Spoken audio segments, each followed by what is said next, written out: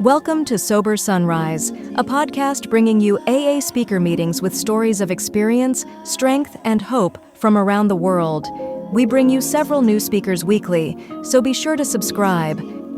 If you'd like to help us remain self-supporting, please visit our website at sober-sunrise.com. Before we begin today's speaker, a quick announcement.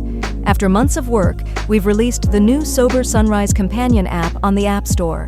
It includes the same daily Sober Sunrise speakers you already listen to, plus sober time tracking, daily pledges, favorite speakers, a support phone book for your sponsor and recovery circle, meeting tracking with reminders, and home screen widgets to help keep recovery close between meetings.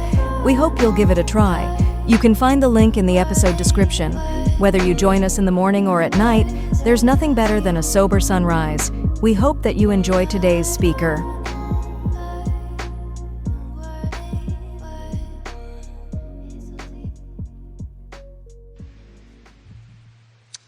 And as most of you know, we've been doing a workshop with Peter M. and Chris S. Over the last few weeks, and they've been doing a rotation, doing a couple steps, then switching and doing a couple of steps. And tonight, I'd like to present Peter M.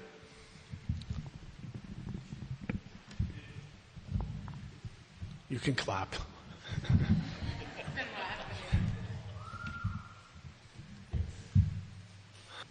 My name is Peter. I'm a recovered alcoholic. Grateful to be alive and sober and at a sacred place called Alcoholics Anonymous. First things first, again, thank the group for inviting me back and allowing me to be here the last few weeks and share my experience with this work, my experiences with a power greater than myself called God, my experience working with others, my experience being a recovered member of Alcoholics Anonymous. Thank all of you for being here the last few weeks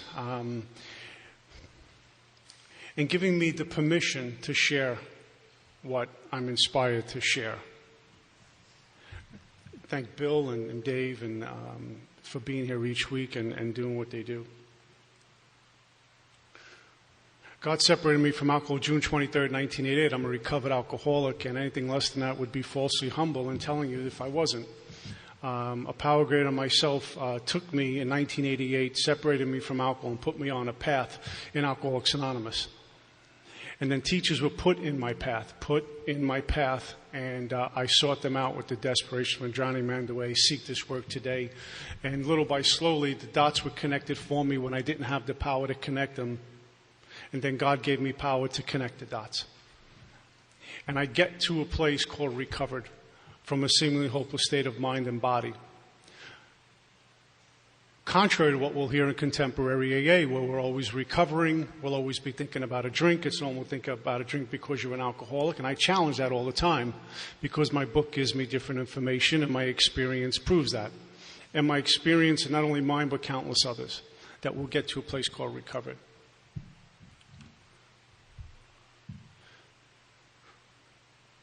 We go through this work hopefully without any attachments, real attachments to what it's going to look like when we're on the other side, what my spiritual awakening is going to look like, how I'm going to feel, how I'm going to be, who I'm going to be when I get to the other side of the archway, when I walk into the world of the Spirit and experience all of God, prior to that or when I get there. And so we go through this work, the drastic and revolutionary proposals that we'll go through and get to experience. And what I have found out for me, and I speak for myself, that the work will take me to experiencing God. And once I get to that place, entering the world of the Spirit, my book tells me I've become recovered. Where the problem called alcohol has been removed, and I get to a place where the isms can get removed also. They dissolve, they fall away. The more God, the less self, the freer I am. And so we get to experience God. But what my experience has shown me over and over and over again, if I'm experiencing God, I'm experiencing presence, mindful of the moment, moment to moment.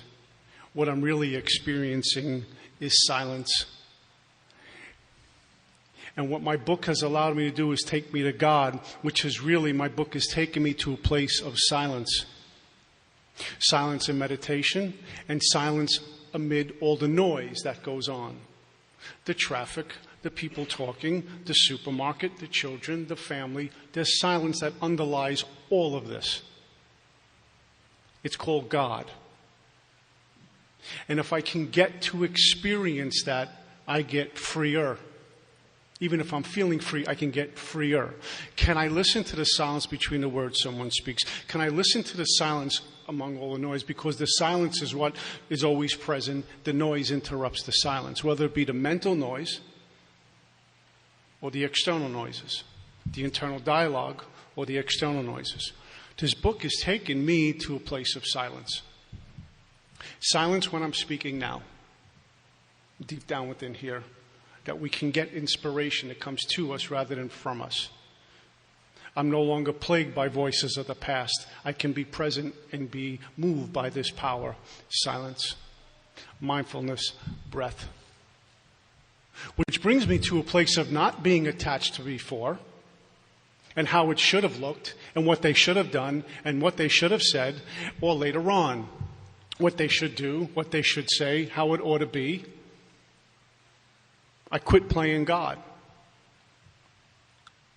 I know this power I have found out by going through this work, by not knowing, but not trying to interpret, by not trying to conceptualize. It's beyond thought, beyond form, just like we are, just like I am, beyond thought, beyond form, beyond name. It is. Can I experience that by just doing this work? Absolutely. Can I read other inspirational books and be quick to see where religious people are right? Absolutely.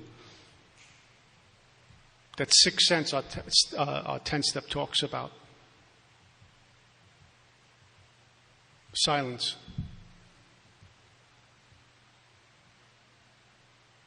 Hear it? If I can take that into all my moments, I experience an awful lot of freedom. Contrary to the way it was when I walked in here in 1988, where I looked for noise, I looked for drama. It gave me something. It gave my thinking mind something to do. My mind is constantly saying, give me something.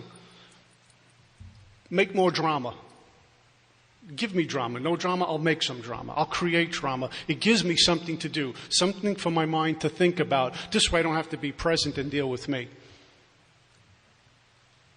And some of us in here are always looking for drama, attached to drama, controversy, problems, never accepting what is. And what this book does, take me to God, and I go past that. And the more I'm in an experience with God, the more in the sunlight of the Spirit I am, the less I'm in trouble because I'm out of the way. Oh, I'm here, I'm present physically, but all the manifestations of self, the thinking mind is removed. Pride and ego is set aside. I'm present. And I'm not trying to figure out what to tell you while you're asking me a question. I can listen. And it becomes so much easier to say, I don't know. Rather than I got to come up with something because they may think less of me. All that stuff's removed. That's why I love to practice the silence in meditation. That's why I love to write inventory when I have to. I get to do this stuff. I think I shared a couple of weeks ago, instead of having to, I got to, I need to, I get to come to this meeting. I get to write inventory. I get to pray, get to meditate. I get to recover. I get to experience God. I get to go to a doctor. I get to play with the children. I get to take the wife here. I get to. The alternative is no choice. And do whatever drink tells me to do. So I had to unlearn a whole lot of things while I was in here. Some of those things were just removed, but there was a lot of unlearning. Finding out what God was not in order to experience what God is at that moment. Presence. So I came into Alcoholics Anonymous with all these belief systems and a lot of contempt about anything to do with God. Spirituality and religion to me was synonymous. I found out that this spiritual path can take me to a religious place, a religious community, but there's a little bit of a difference between the two for me. So when you talk about a spiritual way of living, I heard you say a religious way of living, and I had contempt, pride, and investigation. And I would bristle with antagonism. And I came in with belief systems and resentments and fear about God. What that looked like for me. Main problem for the alcoholic sin is in the mind, not the body, right? So our book tells us. How often do we approach God with a thinking mind and use our thinking mind to figure out what God is and make decisions based on a thinking mind?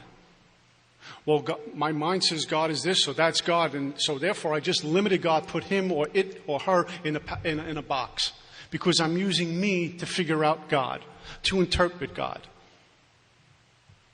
And I could be the most well-read man in the world. I can be a scholar from university. I could have the secrets of the universe. And it amounts to a grain of sand on a beach when it comes to me figuring out what God is and its power. It just is all love, no opposite. So how often do we go through our day and figure out how God is? I know God based on my thinking mind. I've shared this a million times. I can see to the end of this room. If I go out on the road, probably see a couple of blocks, and then I lose it. Can't see any further. Behind me, to the left of me, to the right of me, in front of me. And I make all my decisions based on that limited sight distance. I make all my decisions based on everything I can hear. And God is way beyond that. God is much greater than that. I've learned the hard way. When things don't work the way I think they ought to, maybe it's God saying, this is not good for you. I need you to be here. I need to steer you in this direction. I'm back to acceptance of what is. And the difference between the happiness that we always shoot for and the internal peace that we can get in here. The happiness, got to get the money, got to get her, got to get the right house, got to get all the external things so I feel happy for this long. I bought the new car. I feel happy. Then I get the first car payment. I'm angry again. Right? Then it's bondage. Where do I park? Don't hit me. Pull into the driveway. Keep the kids away. I'm standing outside with a shotgun. Great way to live, right? Then the car gets old, and I start throwing cigarettes in cans, and I don't care anymore. I stop washing it. That kind of fizzled out, and I'm looking for something else. Internal happiness is a different place, a state of being, how I be, regardless of what I'm driving, what I'm making, who's in my life, who's not in my life, because the mind's not involved in that. The mind always trying to interpret good, bad, like, dislike, all of it.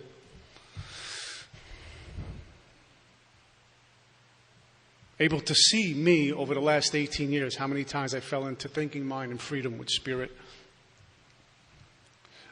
And I share that with you because my book has pointed me to that place and pointed me to other directions in order to experience freedom. And every time we show up to this work, we may be experiencing being free. The question we sit with is, do I want to get freer? And if the experience of going through the work on the other side of the archway was so glorious, felt so good, I'm shouting it to everyone. I'm in amends, I'm feeling good, I'm writing inventory, I'm feeling great, everything seems to be okay, I have a different presence I feel in here, then why deny myself to go through that once more? And what happens is somewhere in 10 and 11, we start to kick back and use sound bites from the past in order to be, to use for present stuff. When I went through the work, when I had my spiritual experience, all this leads me up to now, what are we doing currently? What's my current prayer life look like? What's my current life of meditation look like? Where am I in amends? Who am I working with? Do I have any of those things going on?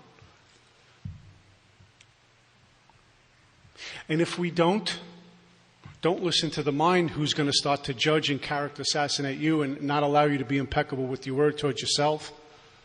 Just recognize it as, okay, I just woke up to something. I need to do more. I need to experience more. Maybe I should experience more. I just woke up to some walls that I've been hitting. So we get to experience the death of self before the physical death when we go through this work. I shared, I think, the first week, how many of us come to this work to die? And when I was given that question, I was annoyed. I was insulted by a question like that. What do you mean I came here to die? I turned into Pete from Brooklyn in about 2 minutes. What do you mean?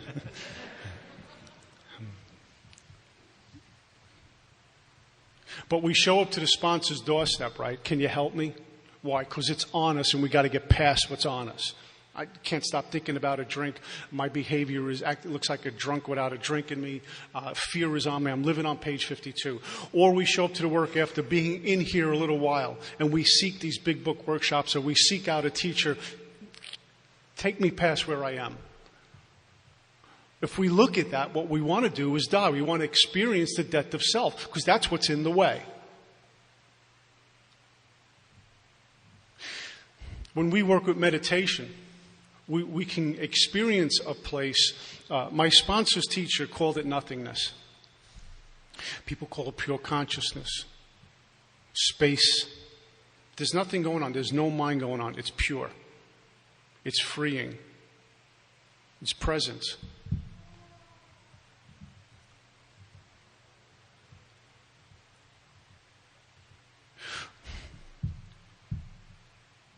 We can work with meditation and get there, unlike what it was for me when I got here. We can get to that place and take that experience into all our affairs. Now, my thinking mind will tell me you can't do that. I have to go to work. I need to think. I need to send the children off to school. I need to think. I need to go argue with my neighbor because he has the lawnmower going on a Sunday morning at 9 o'clock. I need to think. Right? But can we take that place that we get to in meditation into those affairs?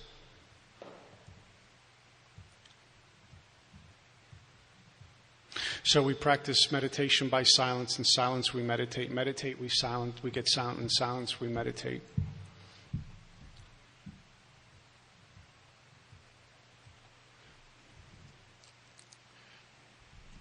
Step 10 says on page 84, this thought, and the thought they're talking about is what precedes that, is that these promises will always materialize if we work for them.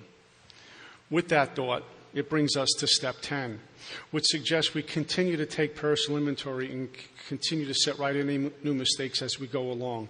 Inventory and amends is what step 10 involves.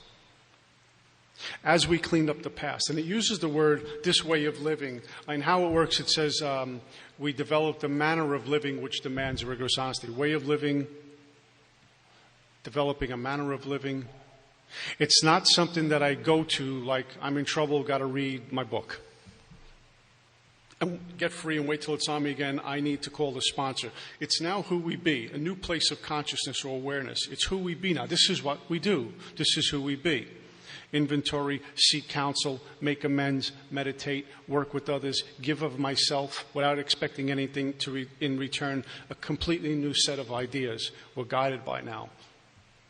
We're God-inspired rather than self-inspired. It says I've entered the world of the Spirit, but it doesn't mean I get free room and board. Like, I had my spiritual awakening, so now I'm going to hang out for a while and see what happens. Because alcoholism knows exactly what I'm doing, right? As long as I'm in the sunlight of the Spirit, the problem has been removed and will stay removed. When I start to rest on my laurels, my accomplishments of an hour ago or last week or last month, alcoholism says, maybe we do have a crack in the armor. And the red flag is what I was alluding to earlier when I use my experience of yesterday, my spiritual awakenings of yesterday, to use for today, rather than going through the work again. I had a spiritual experience back in 1975, and it's 2006, and I'm still replaying that. And is it possible I've started to worship my mind and intellect and knowledge rather than God, which has been keeping me sober all along? So every time we get to go through this work, we smash ego, we kill self a little bit more. Less self, more God. It says my next function is to grow in understanding and effectiveness. My book uses words like vigorously, next, now, launched. Words that tell me, convey a thought that I need to do something, need to move. It says this is not an overnight matter. It should continue for a lifetime. Continue to watch. And they're giving me some things to look out for. Watch for selfishness, dishonesty, resentment, and fear. When these crop up, I ask God at once to remove them. I discuss them with someone immediately and make amends if I've harmed anyone. I've been working now for a while with this word called immediately. There's 3 guys I speak to. When something comes up, I'll write inventory, make prayer, and if it's still with me, I'll discuss it with someone immediately. I won't give it an opportunity to grow and carry into tonight, carry into tomorrow, then we get the emotional hangover. You know how it goes when you wake up first thing in the morning and you're in yesterday and you got the internal dialogue going on. We're maybe seeking counsel. Hey, I can't get past this. This happened an hour ago. I'm with it. And so we seek counsel, discuss it with someone immediately. And then I go see who I can be service to. And I've shared this many times. I was working for this day trading firm, and I was an HR person. And I went from the waterfront to white collar, and that was just, it was very strange for me. I had to learn how to write emails and wear a shirt and tie to work, and I mean just that whole corporate thing that goes on, right? And there was a gentleman there who reminded me every day that he went to a university and I didn't. And he made it really clear that he was here and I was there, and I was intimidated and fearful by the guy, with the guy, and I had lots of internal dialogue about ways I can, more than just character assassinate him. Right? Are you with me? And then he would talk to me, and I would be fearful of coming up with a good idea to go recruit in Ivy League schools, which was part of my job, and it got me. And I had a lot of ugly language in my spirit about this guy, and I called up my sponsor, and he said, well, what's the inventory on it? And I had to write some new inventory and discuss it with him right away. And then I made some prayer. Well, here's what happened. The guy's in my path at work, and I'm looking for drama, and it wasn't there. I was looking to get angry. I was looking for something so I can now get him. And it was all removed, and I was able to stand shoulder to shoulder with this guy. And here was the neat thing. I was able to sit with this guy and figure out a game plan on the next business trips that we had to these different schools and get these kids interested in our company. Without being gun shy, without being intimidated, without being better than, just shoulder to shoulder. And I was looking for drama, and I couldn't get it. There was a gentleman I worked with when I was on the waterfront, and he did some really unkind things to my dad. Really unkind things. Not with his hands, but with his mouth. And my dad was about to experience some really severe consequences because of what this person did. And so I was on a mission. John Wayne, that character, was in full, flight. And I was going to track this guy down and show him what I thought of him, right? But my sponsor, a very wise man, had me write inventory on this guy. And all the fear and all the anger, all of it. And I'm working with inventory. And I'm working with a lot of prayer and meditation. Father, fill my heart with a spirit of forgiveness. They only know what they know. Great words, the carpenter says, forgive them for they know not what they do. Can I work with that? Well, I'm going to pick up a dear friend of mine, and we're on our way to a meeting, and I get lost. I'm in Staten Island, I get lost. And I turn down this block, and I see someone jogging, and I thought it was one of us. I said, I know that guy. I think he's in the rooms. And it wasn't. It was this guy. We'll call him Bill. And I looked at him. I swear, nothing. And I'm trying to replay the old stuff so I can do John Wayne with this guy. Right? Jump out of the car. Tony Soprano. Jump out of the car. And, do all of that, right? Which, if you know me, I'm not a fighter anyway. But my mind says, yeah, you can go fight. I'm looking for something, replaying the stuff he did. There was nothing. Absolutely nothing. And he just jogged right past me. For a moment, I was frustrated I couldn't get angry, and then I realized how free I was, because that was something that was a thorn in my side for the longest time, and I could not get angry. I was free, and I went to pick up my friend Tom. We went over to the Way Out group and had a great meeting. When I got home that night, I called up my sponsor. He says, here's the experience I had a few hours ago. And his question to me was, well, why did you doubt God in the first place? See, we take this booze problem to God, take this from me because you're the only one who's going to take this from me, but the rest of my life I can probably manage. And we treat, as one of my teachers says, we treat God like a person and person like God. Turn to my buddy and say, listen, you need to do this for me. And I expect that he's going to do it absolutely perfect, divinely perfect, without missing a beat. And I put all the shovel expectations into this guy's lap, and he or she falls short. And I'm angry. Didn't you listen to what I said? Weren't you paying attention? Right? We do that to our spouse all the time, right? But I go to God and, oh, he ain't going to pay attention to this. I don't have expectation that God's going to fix this. I got it backwards. My perceptions were backwards. And here was a perfect incident that I got past.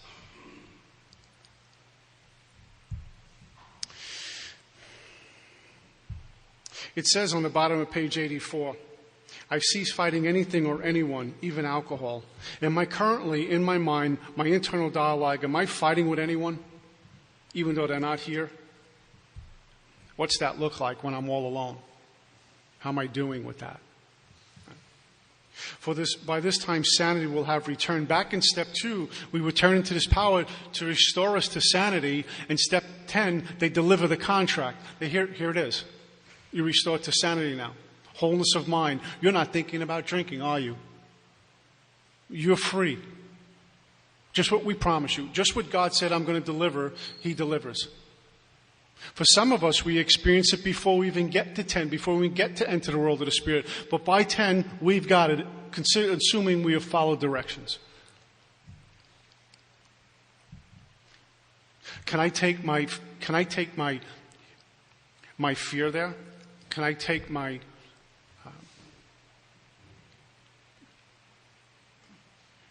sex life there, my relationship life there, my diet and health to this power? Can He take me past where I currently am to a better place?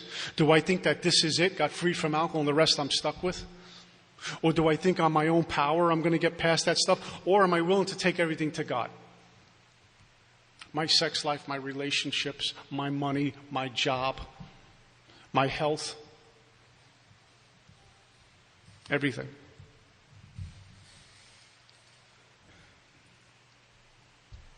It says, for by this time sanity will have returned. We will seldom be interested in liquor. If tempted, we recoil from it as from a hot flame. We react sanely and normally, and we find that this has happened automatically. I don't have to will myself into this. It's done for me. Can I say that about other areas of my life where I may be experiencing some trouble? The sprees that we may get. By following this work, can I say that about other areas, or am I trying to get me past my bedevilments if I'm experiencing any of them? We will see that a new attitude towards liquor has been given us without any thought or effort on our part. It just comes. That is the miracle of it. We're not fighting it, neither are we avoiding temptation. It says we've been placed in a position of neutrality, safe and protected. The problem does not exist. It's been removed. We are now recovered. At this place, we get recovered. How's that looking for me? Inventory. There's seems to be two schools of thought. One is you don't write out inventory with regards to step 10. Others you do. I was brought up with writing. The only difference is I was passed something on. Something was passed on to me. I got attached to writing a lot. It got me free, and I continue to write. But what was presented to me was what our big book says, that a business which takes no regular inventory usually goes broke. But a business which is always taking inventory will go broke too, because they're never open for business. And I've seen people in here who claim to be on this path with their lips who are in the book. Constantly got to go through new drama, more inventory, new drama. Give me drama so I can write more inventory. and never being open, and the experience that they have, go share and go work with others. And God will say, okay, time to go through the work again, but they're always in there. I attend a big book meeting somewhere, and there's a lot of people who are on this path, but 3/4 of the room is attached to drama, is in drama, reworking, more inventory, more, which is a neat thing, but no one's getting free. They're attached to the methodology, they're attached to the mechanics, they're attached to the writing, and they don't have time to get out there and get free or experience the freedom. So this was a great lesson for me.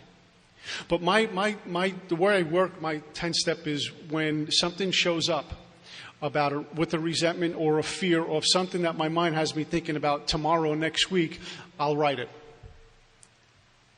Resentment shows up, I'll make prayer, still there, I write, discuss it with someone, and then I work with immediately if it's not going. What about the job interview next week? The wedding next week? The doctor's appointment tomorrow, and I got that thing going on. Job interview. My sponsor said it best: need a job, got to get a job. Need a job, got to get a job. Oh no, they called me for a job. It's they want to hire me now. It's constantly going on. What the mind says is impossible, the spirit always proves to be possible, and I forget that. So what about that stuff that I'm looking at? Do I need to show up in a job interview a wreck and full of self-reliance? Or the job interview next week, which is troubling me tonight, Tuesday, I can get home and write some fear inventory on what's going on with me, discuss it with someone, and go to that interview with God, and go to that doctor's appointment with God, go to that wedding where Uncle Joe's going to be drinking again with God. Right? And I can be there when I get there. I can be present. It says it's easy to let on a spiritual program of action, rest on my accomplishments. I'm headed for trouble if I do. For alcohol is a subtle foe, subtle, sly, clever, devious, and difficult to detect. And a foe is my personal enemy. That's what I'm up against. I'm not cured of alcoholism. What I have is a daily reprieve contingent on the maintenance of my spiritual condition. Every day is a day I must carry the vision of God's will into all my activities. How does that look for me? Am I carrying a vision? Am I willing to carry the vision of God's will into all my activities? Even though the vision of God's will is contrary to my will. I was sharing with someone yesterday. How do you know the difference between my will and God's will? Well, I know what God's will isn't, and that starts to clear up the picture a little bit, right? But, you're sitting down, you're looking through the meeting book, and there's that fancy meeting in some nice town where everyone shows up on Saturday looking good. They smell great. Everyone's going out after the meeting. Not too much work. It's a social event. We all have one of those meetings we've attended from time to time, right? It's a nice place to go to. I want to go there. And suddenly, Spirit says, no, you need to go down to the Bowery, where it doesn't look so nice. It doesn't smell so nice. But I need you to do service down there. And suddenly, we're stuck as what's God's will for me tonight. Carrying a vision of God's will into all my activities means taking some action. I can go to that meeting anytime, but tonight I'm being moved to go down there, and contrary to what I want to do, God's got me going here, so I go. And it's always great when I get there. God's will for me, my experience has proven, is fulfilling. I'm full when I'm done. When I'm done with my will, I have guilt, remorse, uncertainty, insecurity, the wrestling, the internal dialogue, the woulda, coulda, shoulda. God's will, I go, and I'm full.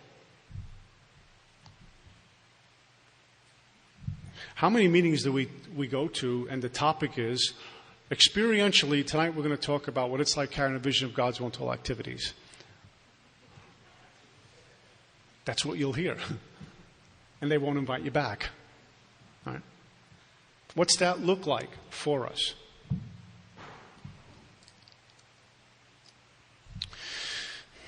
How can I best serve thee? Thy will, not mine, be done. These are thoughts which must go with me constantly.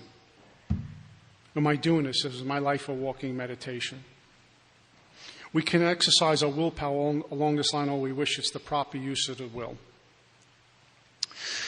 The bottom of the next paragraph says, we've begun to develop this vital sixth sense, but we must go further. And that means more action. So again, my book is telling me to move, and we're developing this vital sixth sense, one beyond what we came here with. We don't need to acquire anything. We don't need to get anything. We get to do things. I don't need to acquire anything. Because all we've been given, all we need for this journey, we were given when we showed up. Not in Alcoholics Anonymous, when we showed up here. Everything we need. A great teacher in my life sat me down and says, this work takes you home. We go home with this work. Everything you need for this journey, you've been given. You don't need to acquire stuff. What you need to do is lose stuff. The subtraction, not addition, in order to wake up. The less self, the more God. The removal of contempt, prejudices, pride, ego, all manifestations of self. And what we get is home. And that's where we have everything we need to go out. If you're anything like me, when I first showed up, I talked about that hole in the soul, the void that a lot of us have. And I thought I was empty. I was full of me. And all the stuff that I acquired, the pomp, the calamity, the worship of other things, fill in the blank, I had it, and it was not working. It was not working for me. And it all had to go. Removal. That's why the work for some of us is painful, uncomfortable, drastic and revolutionary proposals. Who cares to admit complete defeat, not only in one, but looking at self and say, this is what I've accomplished. I don't want to be this anymore. It's got to go. I don't need to acquire anything. I just need to get rid of stuff, and God will do it. So I show up to the work willing, and let the work take me. So I work with inventory throughout the day. I'll write 4-column inventory. I'll discuss it. Those are the mechanics, the resentment, the cause, what it affects in me, my part, where I was at fault. Write the fear inventory. And then I move. Step 11. It talks about evening and what to do during the day. They ask us some questions for an evening review. My current practice is when I wake up, I'll work with prayer. I'll work with meditation. In the afternoon, I work with the religious practice for the longest time now. And that's just my thing. I was moved to work in this religious practice, and that's what I've been working with. And after I get done with this prayer and this practice, I go silent. And in the evening, I do the same, prayer, meditation. I got attached to reading a lot of these books that we have out there, all neat books. But I had to read this book and I had to read that. But oh no, I got to read this book. If you ask me what I read, I don't know. I couldn't wait to turn the page to get it out of the way. That was a red flag. No need to read. That was becoming God rather than God. So what I've learned is when I'm inspired to read, I read. When I'm not, I don't. I'm worshiping God, not the book, not even this big book. In the evening, what I do, if I retire and it's 8 o'clock and I'm in for the night, I'll write review. If it's 11 o'clock, I'll write review. If I missed anything during the day because I get the opportunity to write during the day, anything's lingering in the evening, I'll just put it on paper. Rather than waking up on Tuesday with Monday night stuff. You know, like today's answers are tomorrow's problems. We don't want that.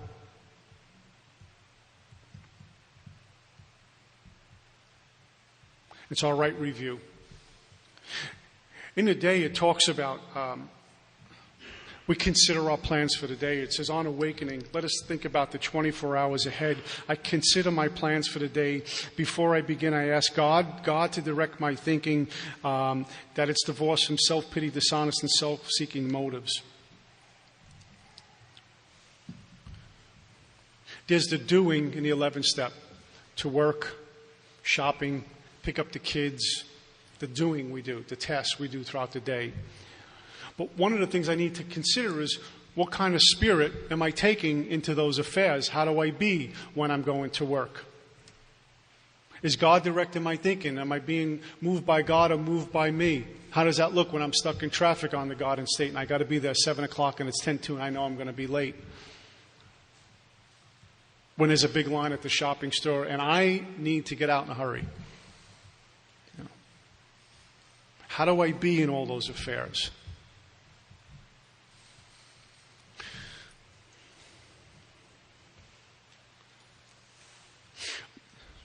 The first time I meditated, I sat with a non-AA member who showed me some great techniques. And she literally put me on this timer for 2 minutes. Be still for 2 minutes. It was about 6 months. I was in Attica State Prison for 2 minutes. I mean, I couldn't wait for it to get over. My mind was all over the place. 2 minutes still not doing anything was unbearable. But I was willing, and I worked with that. And then it became 3 minutes, and then it became 5 minutes, and I'm working, and suddenly the timer was removed, and I got to get silent. I got to get still, at the very least still.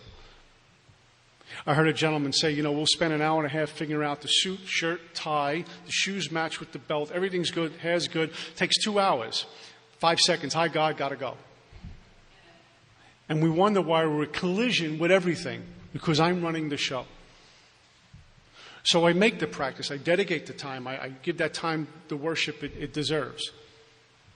Early in the morning, and in the evening, in the middle of the day. The meditation has evolved for me, and I have been quick to see where religious people are right. I make use of what they offer. And one of the things that really moved me there was 9/11. I had to seek out, I was forced almost to go seek out religious people and make use of what they had to offer because my back was against the wall and I was doubting all over the place. There was something underneath that, something way underneath that said everything's okay, pray for all, but I need to be quick to see religious people right, and the benefits for me were great, so I continue to do it, not resting on my laurels with that. Reading inspirational books, not to gain knowledge, so my ego gets stroked. And I come back to home group and throw out some pearls of wisdom, fix my collar and walk out like I'm a guru. That is the happiness, the quick fix. I read to experience. I read to be with the books. So I wake up. And I've read many books.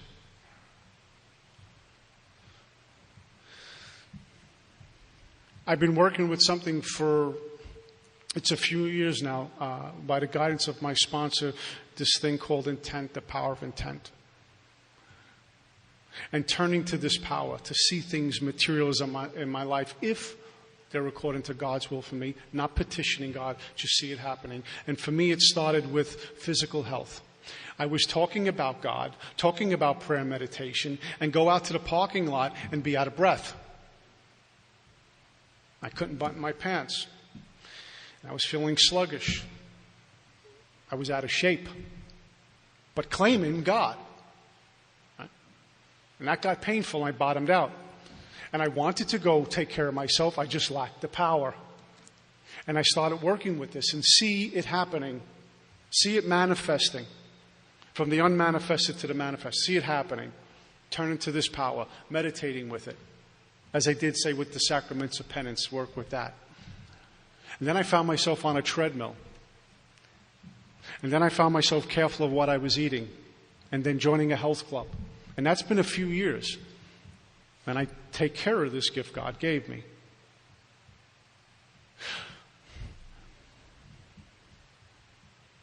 The practice of no name in meditation.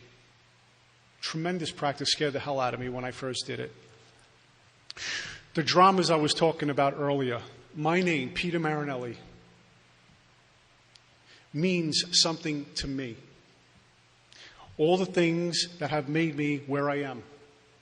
All the drama, all the challenges, all the disappointments, and the ringleader is my thinking mind that tells Peter Marinelli can do this, cannot do a lot. Attachments. You say Peter Marinelli, I get a vision of what I cannot do. And the judge in my mind tells me, you can't do this. And that's how I go about my business. I need something to make me who I think I am. There's someone who calls it a false sense of self. This is who makes me, Peter Marinelli. And just let's keep adding to that so I can feel like me. Sure, nothing ever works out for me. I'll never get that job because I'm Peter Marinelli. I'll never be rich because I'm Peter Marinelli. Think bad things because I'm Peter Marinelli. Can't do what those people do because I'm Peter Marinelli. I mean, what's in a name? Aren't we beyond name? And we literally can be called numbers. Does it make a difference? What is it for? Identification. When I yell out Joe, Joe turns around. That's how I know Joe. Unless you're in Brooklyn, you yell out Anthony, 55 guys turn around in the same room, but that's a whole other thing altogether. It's about 20 Anthonys in my family. I think they would change a little bit, right? So I was told to sit in this meditation and remove the name. Spirit. Just spirit, no name. It was uncomfortable. No name, just spirit. It gave depth and weight to what I've heard for years in here, that we're spiritual beings have a human experience. I don't have to say, okay, God, whenever you're ready for me, I'm going. God saying, let's go, and I go with God. That practice showed up in my life by me getting to do things and having the power and the courage to do things that would never have been possible for me. And more importantly, being freer. The work we get to do in here with the disciplines in 10 and 11 are way beyond this meeting, way beyond the book, way beyond Alcoholics Anonymous, way beyond any religious community we belong to, because the point is to experiencing the glory of God. Tremendous stuff. And yet we'll go to contemporary AA meetings and we'll hear, all I have to do today is not drink and I'm a winner. Just put the plug in a jug. You didn't drink today, you're a winner. Great. Let me bring love there, even if there's no love in that room. Let me bring love, I'll experience love. Let me bring love to those people too, rather than character assassinate them. I'll challenge what they do, but I won't character assassinate them. But that information shortchanges what we can get to do in here. I don't think I talked about drinking more than a couple of times tonight. And when we're awake, we're not talking about drinking. Oh, we'll use it to talk to a new person or to remember our experiences, but we're talking about growing up spiritually. Step 12. Page 89 says, practical experience shows that nothing will so much ensure immunity from drinking as intensive work with alcoholics, other alcoholics. Tremendous promises, a promise, immunity from drinking with intensive work with other drunks. Not like, here's my number, give me a call. Sitting down with somebody and moving them through the book. However God inspires, move the book, whether it's line by line, paragraph, bullet the book. We sit down and work with another drunk intensely and watch them wake up. We carry this message to other alcoholics. We can help when no one else can. We can secure their confidence when others fail. I remember to myself, they are very ill. Has my life taken on new meaning? Have I watched other people recover and watched them help others? Have I seen loneliness vanish? Have I seen a fellowship grow up around them and me? Is it one of the bright spots in my life working with other people? Even the prospect who's really challenges you. We got to really work with. The neatest thing one of the neatest things I've experienced in here is you get that person where the light in the eyes is out. They're at the bitter end, and they show up, whether it's after treatment or coming back to AA. And even the person who's been around here for a long time and has just untreated and thinking about drinking or taking their life, right? And you begin to work with them. This is the great power we get, that we're no longer powerless in Alcoholics Anonymous, right? We get to work with those people, and they start to wake up. And then you walk into home group 20 minutes early, and they're up on the stage or in the corner in the car, and they're sitting with a prospect. Call me when you want to drink. They're working with others. And then that prospect is working with others. I belonged to a group called the Way Out Group for a few years in Staten Island. It was a bright spot, one of the bright spots in my life. It was just such a neat place to be. And one of the neatest things about the group was I would get there always about an hour early. I just liked being around the place. And out in the park benches that we had there there'll be 2 people here, 2 people there, a couple of people there, sitting in the car, walk into the meeting room, a couple of people in a chair, up in the library, a couple of people sitting there. There are people working all over the place with each other. And then we go in for the meeting and to share our experiences on recovering. What a place to be. How often we walk into our home group and, we have the mindless chatter that goes on. Did you watch the game? How's the weather? But that's all we discuss. Never, how's it going for you? How's practice going? How's meditation? How you doing with amends? Where are you right now in the work? I walk into some groups, we'll gossip about the whole planet. Let's be spiritual now. Okay. I only have a few minutes. The part of step 12 is about, carrying this message to other alcoholics. And in that is what our home group is doing. Is my home group carrying the great fact or not? What am I doing as a sponsor? Am I endorsing someone's delusional mind, or am I pulling the covers when I need to? Am I passing on the message in this book, my experience from this book, or not? Because for me, and my experience has shown me over and over again, if I look at a group that's getting sick, I go to the elder statesmen if they have any. If someone is in a meeting and is around here for a while and they're untreated, I don't go to them, I go to the sponsor. Sick prospect, probably a sick sponsor. Sick sponsor, certainly a sick prospect. We can't transmit something we haven't got, our book says. And we will what we do, and sometimes that's untreated alcoholism. Tremendous responsibility we have in passing this message on. How am I doing? How's my group doing? And am I taking this message to the choir all the time? Or am I taking this message to the meeting on the Bowery, where I may experience a lot of resistance in those contemporary AA meetings, or go down to the Bowery where it's rough going, but pass the message on and maybe plant a seed and someone will get free and live. The 12-step calls, I've done a lot of them. They got ugly. They were easy. But it's where God moved me and gave me the power to move through.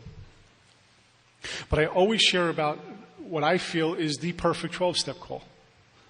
Out of A Vision for You, and then it talks again about it in Bill Dotson's story.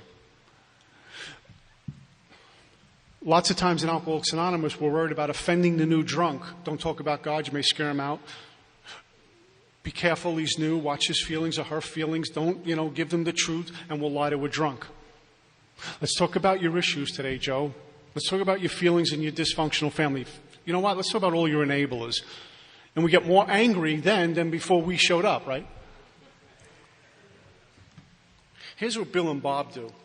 Bill Dotson's laying in the hospital. And they go up there.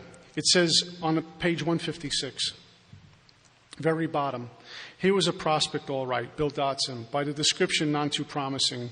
The use of spiritual principles in such cases was not so well understood as it is now. One of the friends said, put him in a private room, we'll be down. And he says, when they walk in, who are you fellows? Why this private room? I was always in a ward before. And the way this was explained to me, when you went from the ward to a private room, it usually meant you were in serious trouble. So he's laying in this private room saying, I did it this time. I'm probably going to die. And I got these 2 strangers walking into my room, right? Said one of the visitors, we're giving you treatment for alcoholism. They didn't say we want to know about your dysfunctional family in your childhood. We're going to treat you for alcoholism. That's why they're there. And in doing so, they'll save themselves, right? It says hopelessness was written large on a man's face as he replied, that's no use. Nothing's going to fix me. I'm a goner. The last 3 times I got drunk on the way home. It says in the next paragraph, for an hour, the 2 friends, the 2 AA guys, told them of their drinking experiences. They anteed up. For identification, they baited them. This is our drinking story. They didn't go in with a holier than thou. They got down to where the guy spoke his language. What happens? Over and over, Bill Dotson, alcoholic number 3, says, that's me, I drink like that. Identification, one drunk with another. He understood their stories. He understood where they had been. The man on the bed was told of the acute poisoning from which he suffered and how it deteriorates the body. They talked about the body and how it warps his mind. There was much talk about the mental state preceding the first drink. They ante up. They tell the guy about the physical part. They tell the guy about the mental part. They don't hold back. They give him what he's up against. He said, that's me. The very image. He says, you fellows know your stuff all right, but I don't see what good it'll do. At this, a couple of sentences out, both the visitors burst into a laugh. It says the two friends spoke of their spiritual experience and told him about the course of action they carried out. They ante up for the guy, they tell their story. They give him the body stuff, they give him the mind stuff, then they talk about the spiritual and talk about God. And what's even better than that, the course of action they took to get there. They laid out what they did. You know what happened to this guy? After about 3 days, he considered some things that God would be able to help him. He never drank again. Bang, bang. Next, let's go get someone else. Rather than wasting time on the stuff we hear in a lot of contemporary AA middle of the road stuff.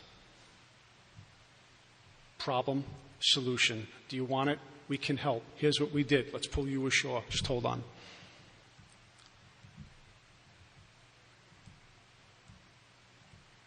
What we get to do in AA. Resurrected, reborn. And God gives the power to do this. My greatest spiritual teachers have been members, recovered members of Alcoholics Anonymous. That's all I got. Thanks.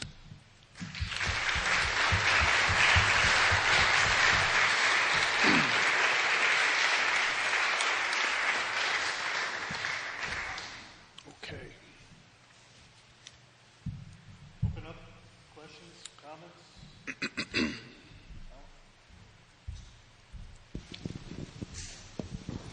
Alan, alcoholic. Thanks for sharing, Peter. I wanted to ask you, the last paragraph on page 159, going into the next paragraph from 160, I wanted to get your take on that because it talks about the beginning members and how there was 3 of them and they worked diligently for a year and a half, and after a year and a half there was another 7, so there was 10.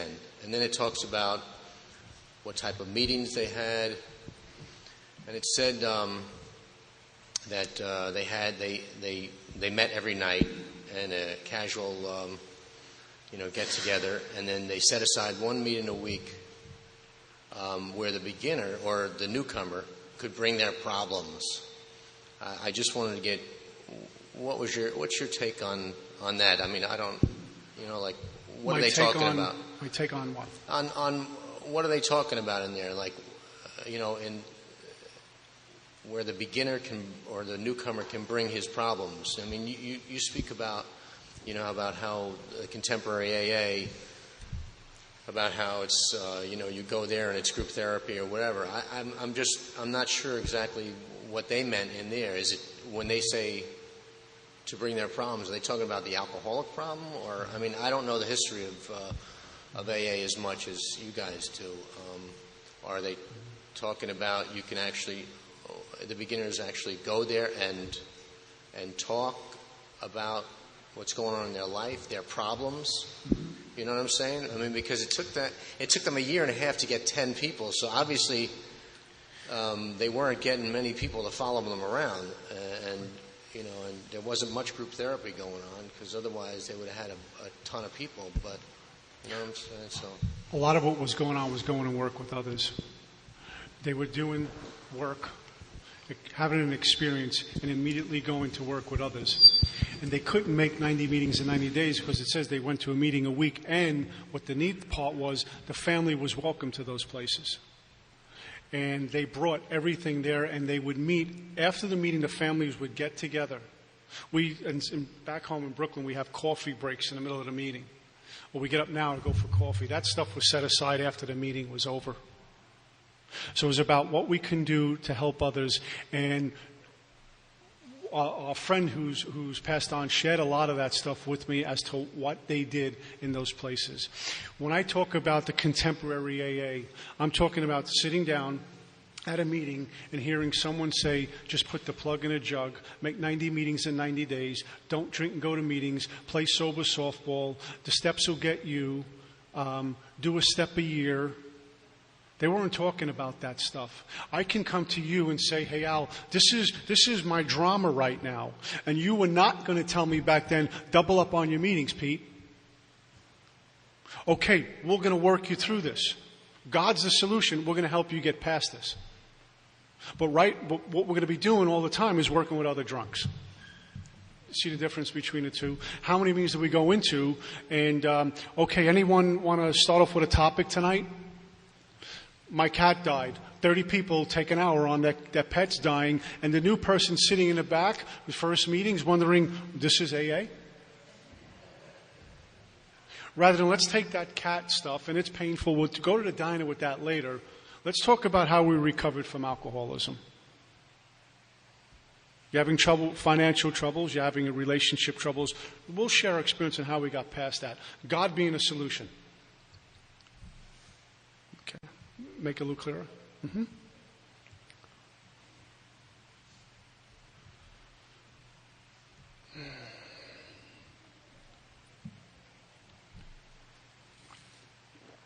Right here?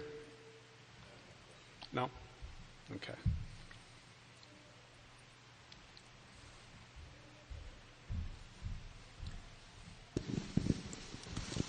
Hey, Pete. Thanks for coming down this past couple weeks. Could you give a little more specifics on the meditation? You know, maybe just some things you do, or maybe some other things you hear other people do. Okay. As far as sitting down, how do you sit down? Do you sit on a couch? You lie down? Do you stand up? I mean, practically, what do you do? When you wake up an hour early. I mean, I pray, and I'm not a very good meditator. I've never been. I could use it, so if you could maybe expand a little more on, practically. I mean, what do you do? Okay. First things first. What I was talking about earlier, the no name stuff. If you heard what you just said, gave you a meditation tape. Okay, that answers that question. You said something that's really neat, though. I have never been able to meditate. I have never been a meditator. That go back to the no-name stuff. Your name, you, can't do that. That's what you're saying. I've never been able to do it, therefore I can't do it. So I'm probably never going to grow in this area, right?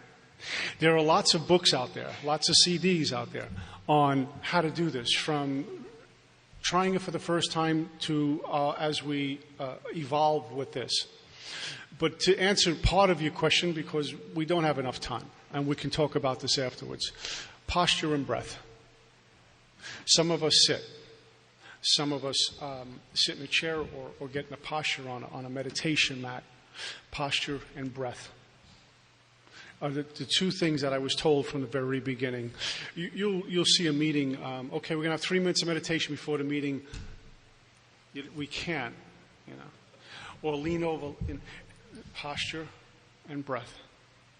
And it isn't because God's saying, hey, Joe, your posture is wrong, so therefore you're not going to experience me. It's for us. Posture and breath.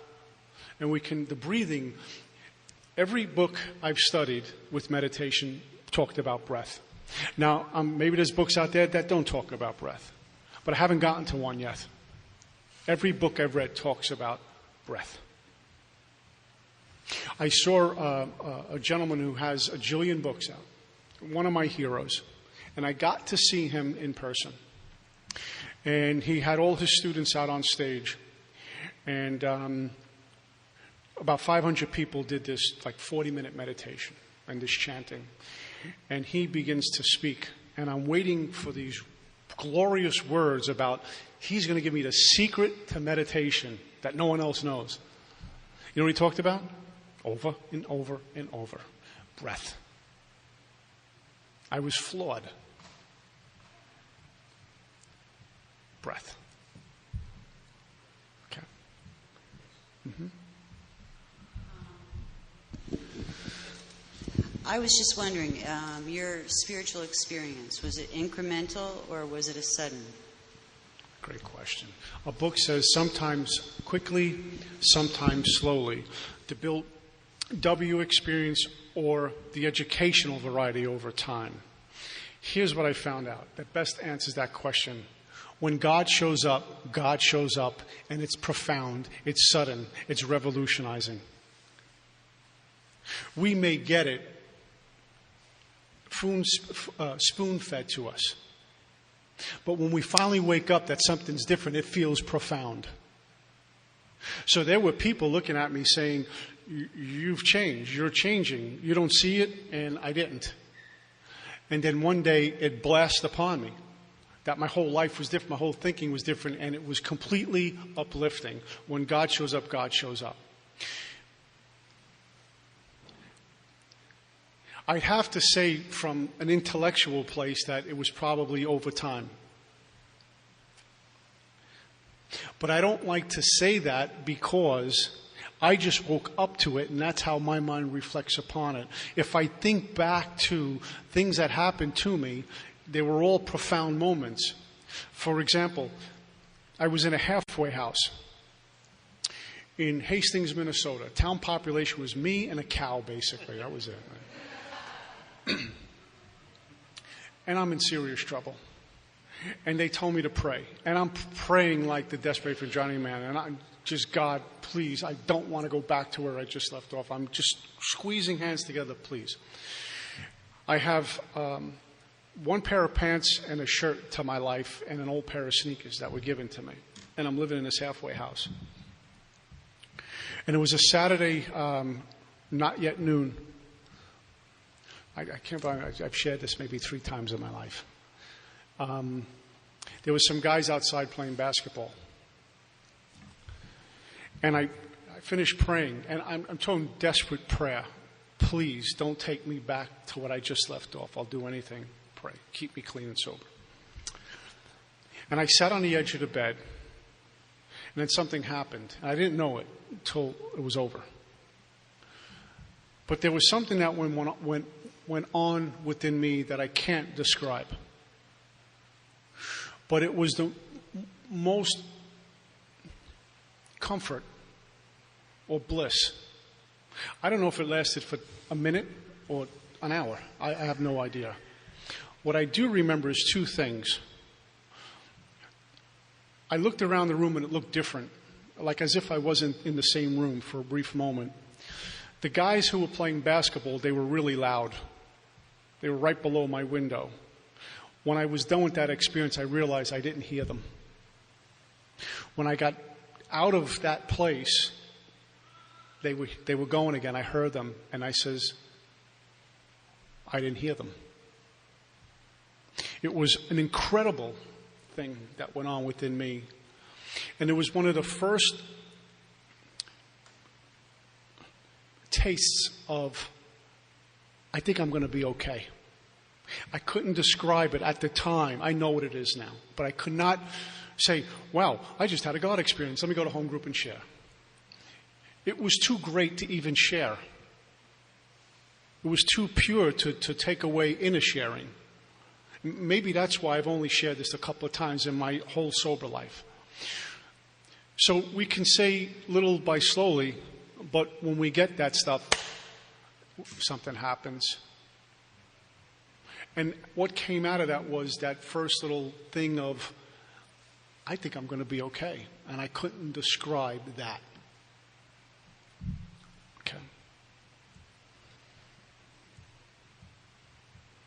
So.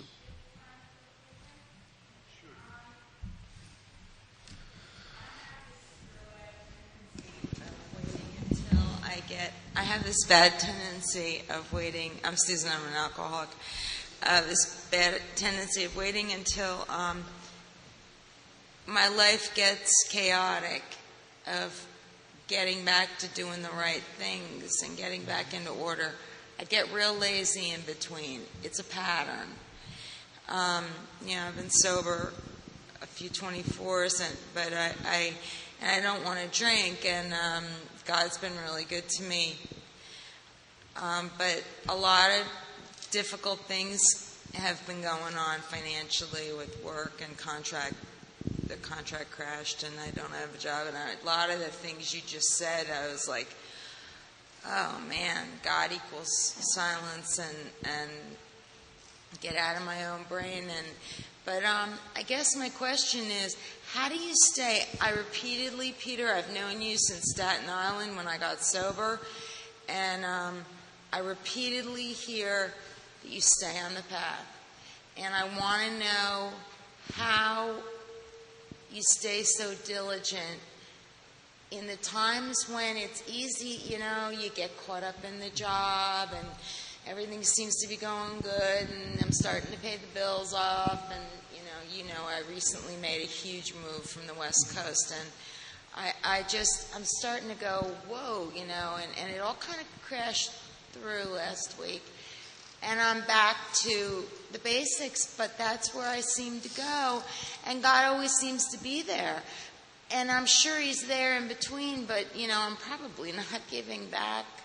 And I guess I want to know how do you stay so diligent, and level and balanced? I have a problem with balance. First things first, I've taken no credit for anything good in my life. I'll take full responsibility for anything I screw up and fall short. I got real clear of myself. I am nothing, the Father doeth the works. I got real clear on that. I got real clear on what happens to me when I move away from this. I got really clear on that. And I got really clear on praying for willingness to do this work. You've heard me share it a million times from doing these type of deals. I pray for willingness, as I did at the very beginning, 18 years later. I turned to my Heavenly Father. Thank you for the willingness to continue doing this work, because based on me, I'm resting on my laurels and a prey to my external conditions. I feel good. My life is manageable. I'm good. Don't need to continually seek this. 23 to 43, those pages got me real clear on I need to be a seeker of God, or I'll experience the or else they talk about. And I only got clear on that not because it's this special club that some of us get to visit. I got real clear on that because my life was so much in the toilet when I got here, and my first 6 months in Alcoholics Anonymous, and my bottoming out from time to time. I've argued with God. I've bargained with God over the last 18 years. I try to manipulate God like I was a God stronger than God. But I got real clear on those three things. Of myself, I am nothing. The Father doeth the works. I show up to the altar like a willing student. You point me. I'm real clear on what happens to me when I point me. I'm working with... I started to get into my current practice. I got away from it. One of the things I'm praying for, not only to do this work, but I'm working with 4 words: purity, honesty, unselfishness, and love. Tall order. I'm working with that. I see little things manifesting from time to time that is not of me. Okay, we're out of time. Thank you.